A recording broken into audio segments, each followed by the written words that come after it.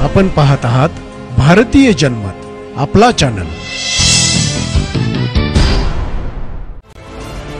जिल्हाधिकाऱ्यांविरोधात कन्नड तालुक्यातील नागद येथील ग्रामपंचायतीच्या कार्यालयासमोर माजी सरपंच राजधर अहिरे यांनी 10 जुलै 2024 पासून बेमुदत उपोषण सुरू केले आहे।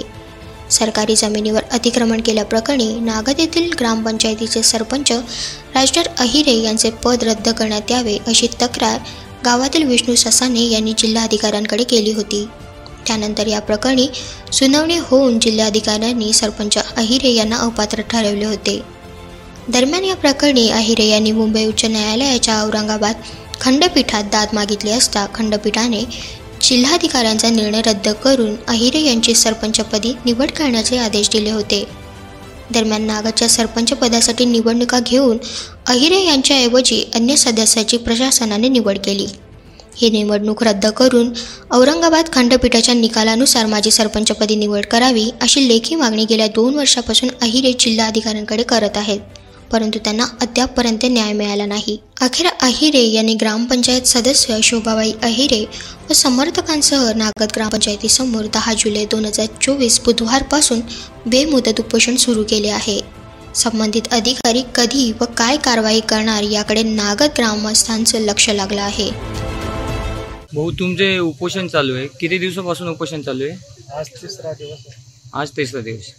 कशा संदर्भामध्ये उपोषण तुम्ही तुमचं चालू केलेलं आहे? आमचं छत्रपती संभाजीनगरचे जिल्हाधिकारी साहेब आणि निवडणूक विभागाचे उपजिल्हाधिकारी साहेब यांच्या विरोधात आमरण उपोषण चालू आहे। कशाबाबत?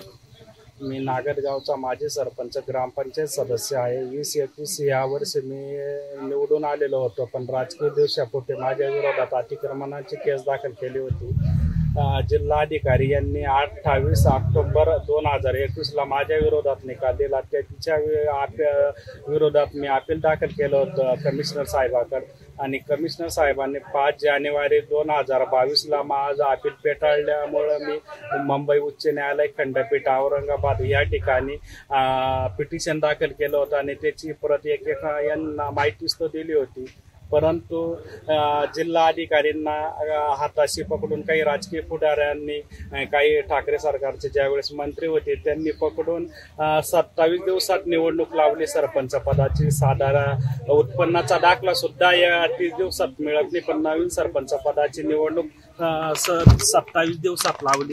27 दिवसात लावल्यानंतर त्यांना 2 फेब्रुवारी ह्या दिवशी निवडणूक लावली त्यांना, आणि 3 फेब्रुवारीला मंडळ अधिकारी यांच्या हातानं ते माझ्या हातापर्यंत आलं। मग हे आदेश घेऊन मी उच्च न्यायालयामध्ये 10 फेब्रुवारी 2022 ला जी निवडणूक होणार होती याला हायकोर्टामध्ये चॅलेंज केलं। हायकोर्टामध्ये 10 फेब्रुवारीला जी निवडणूक होणार आहे तिची हिअरिंग 9 फेब्रुवारीला झाली। 9 फेब्रुवारीला झाले तर मुंबई हायकोर्टचा जो निकाल आपला औरंगाबादचा जो निकाल होता, in the manual the election of sarpanch schedule tomorrow will be subject to the decision of this petition।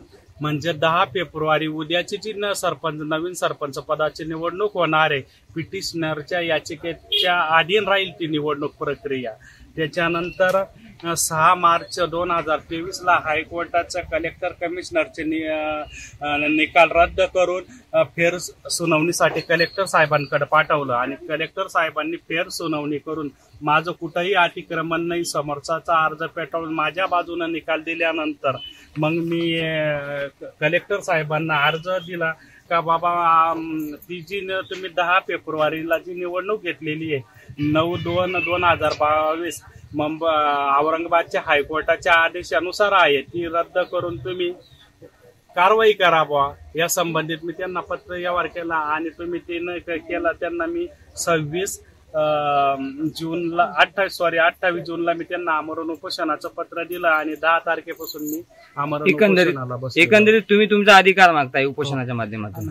त्यांना म्हणजे आता जनमत आणि लोकशाहीची हत्या केलेली आहे प्रशासनाने। प्रशासनावर जे पदावर जे लोक बसतात समाज यांच्याकडनं खूप मोठ्या सकारात्मक उद्देशानं पाहतो। कलेक्टर म्हणला, उपजिल्हाधिकारी म्हणतो, आणि सर्वसामान्य लोकांना हे जे म्हणजे मोठं काहीतरी आहे बाबा प्रशासकीय अधिकारी खूप आशेनं पाहतात। पण ज्या वेळेस असे अधिकारी जर एकदम असं बेजबाबदारपणे वागत असेल तर मग त्या विलाजानं मलाही बसावं लागलं. माझं आयुष्याचं तर नुकसान झालं, मला त्याच्याशी काही नाही. पण भविष्यात एखाद्याचं असेच माझ्यासारखे कितीक लोकांचे बळी घेतले असे अधिकारी, म्हणून या अधिकाऱ्यांना काहीतरी चपराक बसावा या उद्देशानं मी इथं बसलो.